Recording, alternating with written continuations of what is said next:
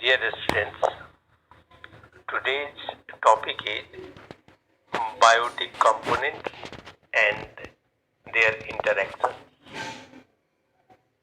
यानी कि जैविक घटक इन्वायरमेंट के जो बायोटिक कंपोनेंट्स हैं, जैविक घटक जो है उन लोगों का आपस में किस तरह से वो एक दूसरे का प्रतिव्यवहार करते हैं, इसी टॉपिक के बारे में आज हम लोग चर्चा करेंगे। जैविक घटक और उनके पारस्परिक व्यवहार। The living or biotic organisms that make up the biotic components of an environment can be divided into three groups depending on how they obtain their food.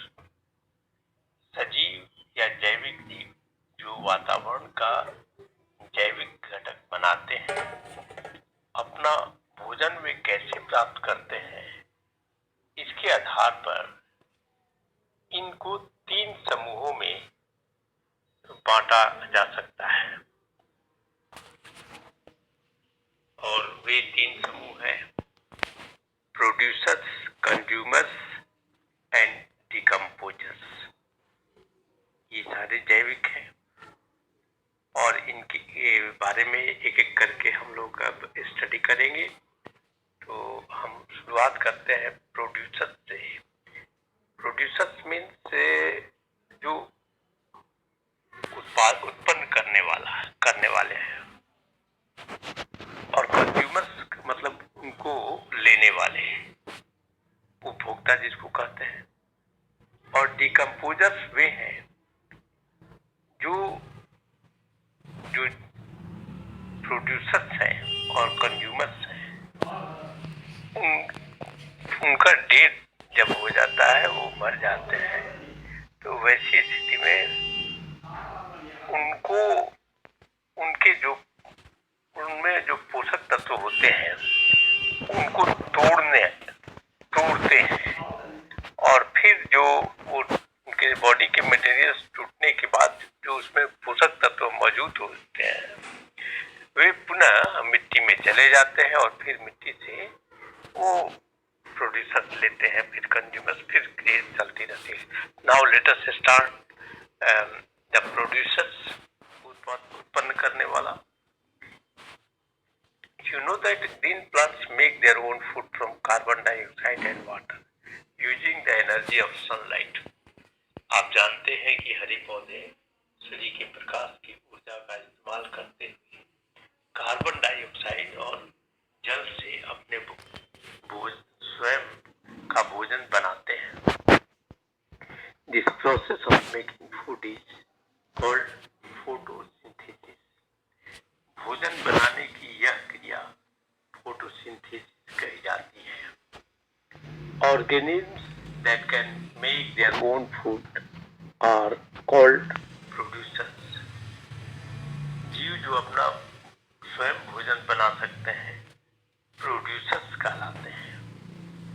They are also called autotrophs. Auto meaning self and troph meaning food. Way autotrophs भी कहलाते हैं, यानी कि स्वपोषी। Auto का अर्थ स्वयं और ट्रॉफ का अर्थ भोजन है। Next biotic component is consumer. दूसरा जो जैविक घटक है वो है उपभोक्ता, consumers. Some organisms depend directly or indirectly on the food prepared by plants. कुछ जीव प्रत्यक्ष या अप्रत्यक्ष रूप से पौधे द्वारा बनाए गए भोजन पर निर्भर करते हैं। They are called consumers और heterotrophs. वे उपभोक्ता या परपोषी कहे जाते हैं। All animals, including human beings, are consumers. सभी जंतु मानव सहित उपभोक्ता हैं। Herbivores such as cows, deer and goats are animals that eat plants. शाकाहारी जैसे कि गाय, हिरन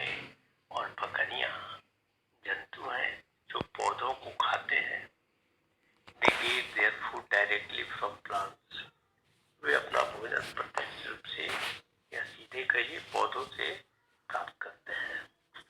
सच animals are known as primary consumers.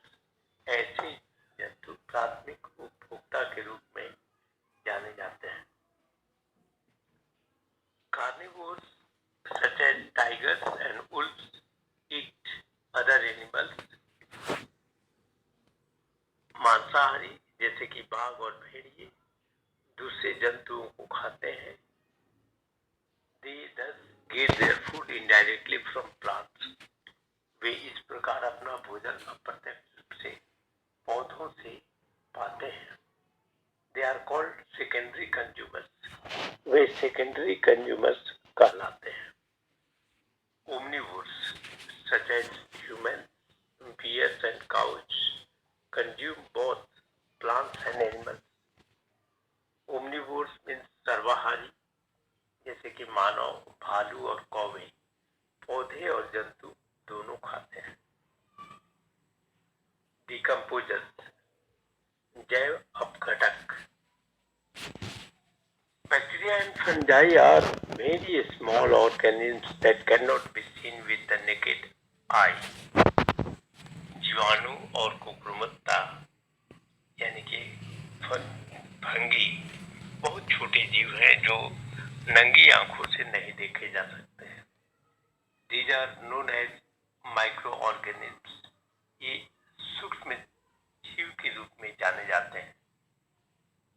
They are consumers that feed mainly on the dead remains of plants and animals। वे उपभोक्ता हैं, consumers हैं जो मुख्यतः मृत पौधे और जंतुओं के अवशेष पर पनपते हैं।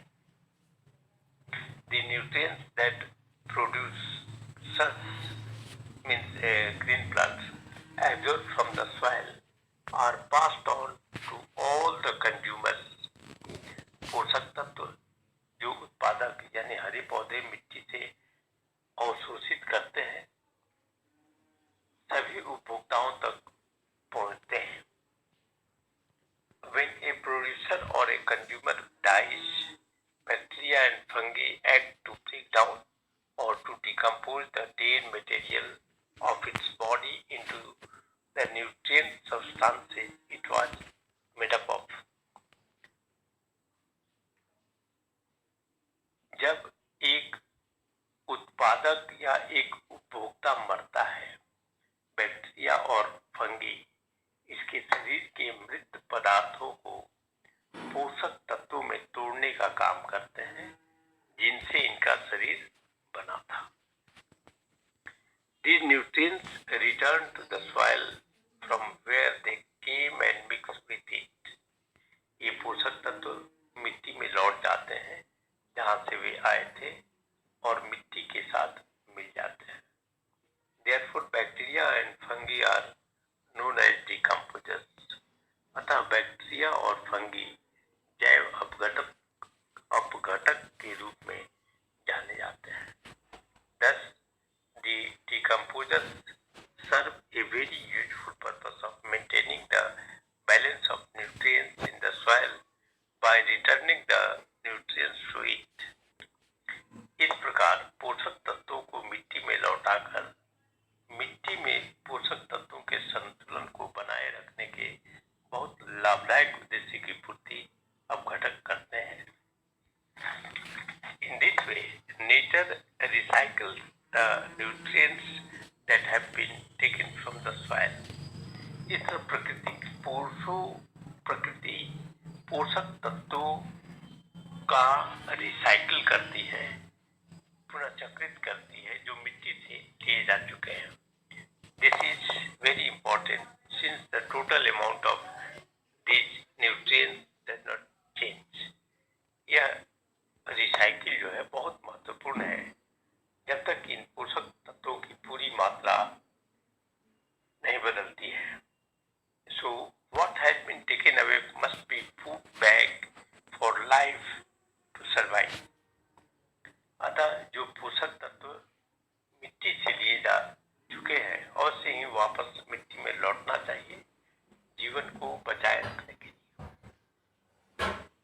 Now, interactions among symbiotic components, जैविक घटकों के बीच पारस्परिक व्यवहार. Animals depend on plants for food, oxygen and shelter. भोजन, ऑक्सीजन और आश्रय के लिए जंतु पौधों पर निर्भर करते हैं.